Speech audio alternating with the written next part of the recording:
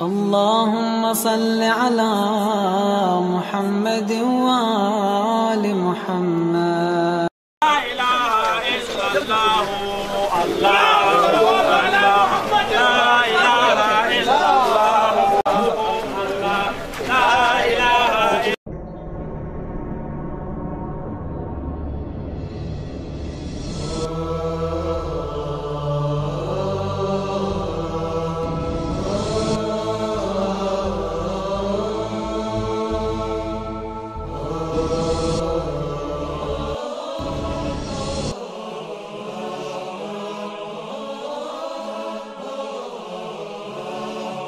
قال يسار واستخف يمين بكيال كنهك لا يكاد يبين.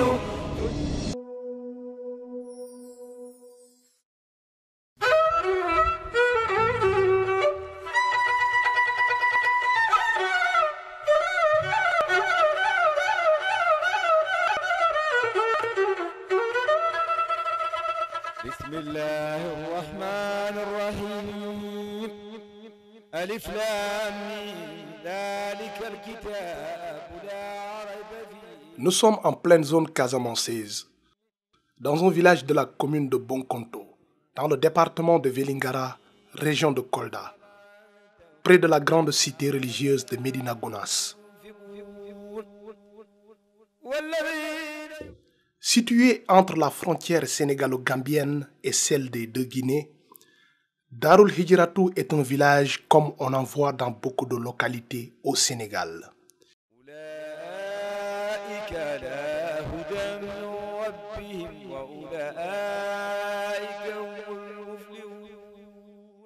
Un village dépourvu d'électricité, de forage, d'infrastructures sanitaires et scolaires.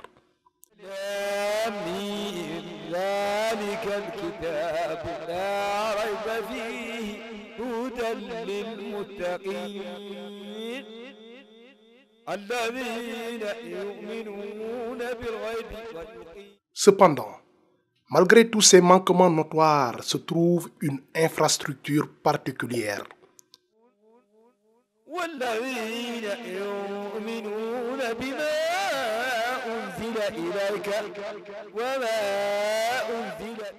La grande mosquée Al-Hassanayni de Darul Hijratou.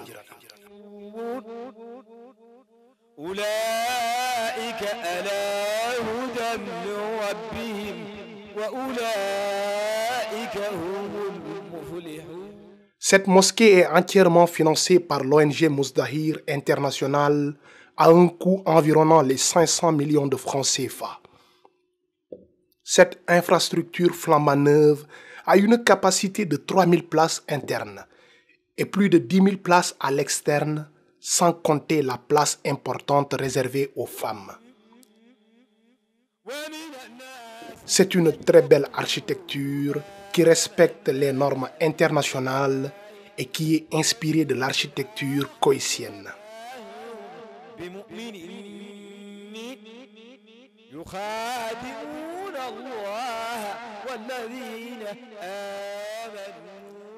Elle est également embellie par un carrelage qui comporte des prescriptions coraniques que l'on retrouve dans une bonne partie de la mosquée.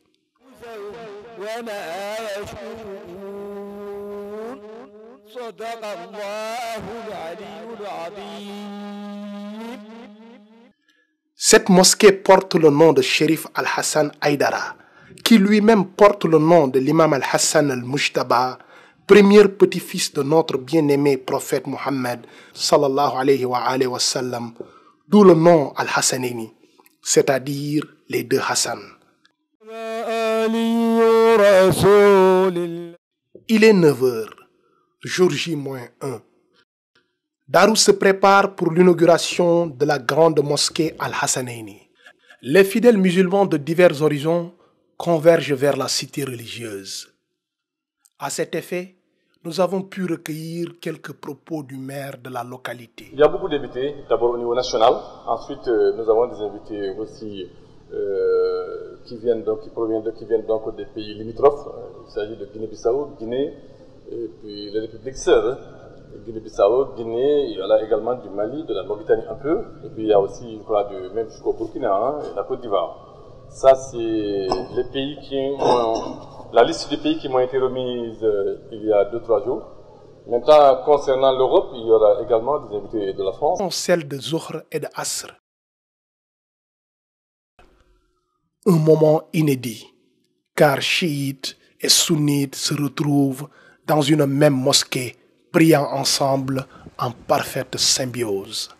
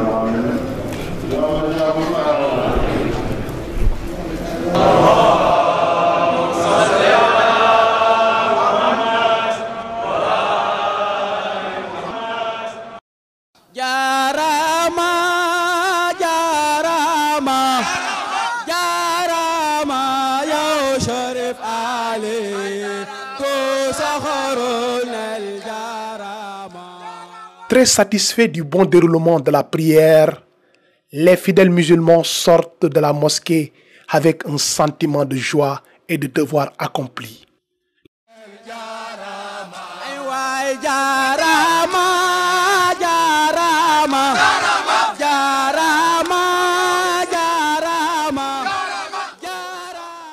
La mosquée qui était ici avant a été construite en 1976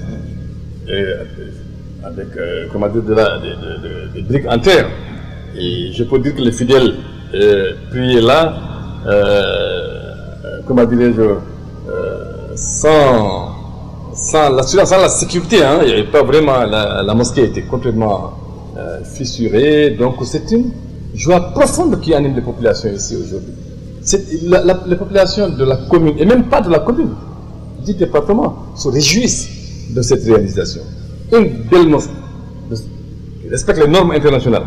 C'est un plan qui vient du Koweït. C'est-à-dire, si vous allez au Koweït aujourd'hui, vous allez trouver exactement la jumelle de cette mosquée-là.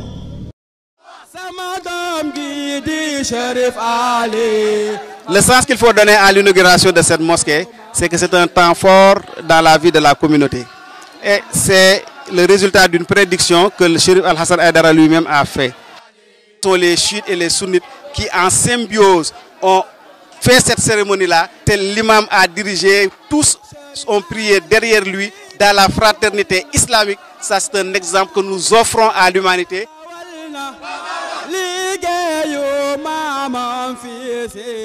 Sénégal ak bitim réew walima barke makko wi ko darima de do darde ha fuɗɗima de ɗo golle ha o gaynide ɗo golle ɗum waɗi jettamo kanko Chérif Mouhamad Ali no feewi Chérif Al-Hassan mo newon Chérif Al-Hassan nena won Chérif Al-Hassan mo newon sama doom ji di Chérif Ali moo may tabaxal sama jumaa ji jaarama jaarama jaarama doom Chérif Ali ko soxorul ne jaarama Chérif Al-Hassan moo ne woon Chérif Al-Hassan moo ne woon Chérif Al-Hassan moo ne woon sama doom ji yëpp bugg nañ Chérif Ali parce que Chérif Ali li mu bugga buggul nit yi ñu sonn nit yi lu mu liggéey dinay fay dinay dimbal dina dimbal ku sonn yi dina dimbal yépp. L'événement a connu un grand succès. Des milliers de personnes de divers contrées sont venues avec enthousiasme assister à l'événement. Des prières ont été formulées pour une paix au Sénégal et dans le monde entier.